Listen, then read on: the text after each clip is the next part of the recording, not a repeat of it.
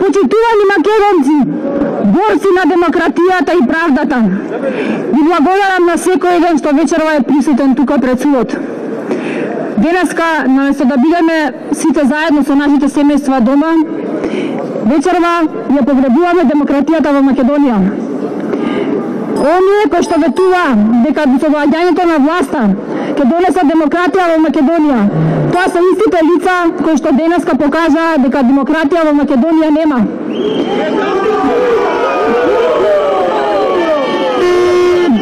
Денеска 36 семејства во Македонија останаа без своите родители, без својот татко, мајка, брат, сестра и други родни, блиски роднини.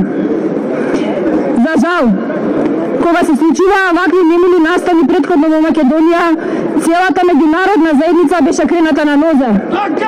Денеска ниту еден од представниците на меѓународната заедница не најде за сходно да искочи и да бара од нас, да бара демократијата.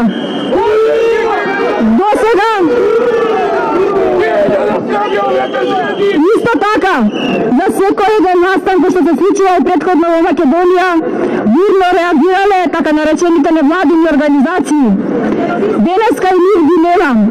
Очигледно и тие се заедно со оние кои што погребуваат демократијата. Денеска ги нема ниту организациите на жените, бидејќи утрово, почнувајќи од 4:30 сабајлука, многу мајки ги оставија своите деца сами дома.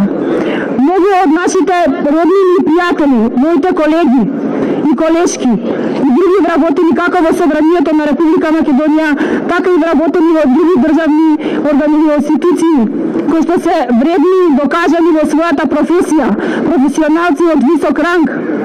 За жал, денеска беа на нечовечки начин извлечени од своите семејства, оставени да плачат нивните деца. Од оваа говорница овдека вечерва, исто како и мојот колега, го повикувам Ѓорги Иванов да се огласи и да даде ослободителна, односно да ги ослободи сите 36 лица кои што вечерва се во судот. Оние очигледно е дека сите оние кои што се пуштени во организацијата за приведувањето на овие 36 лица сакаат да исплатат нечии други сметки и да се покријат со некои други дела.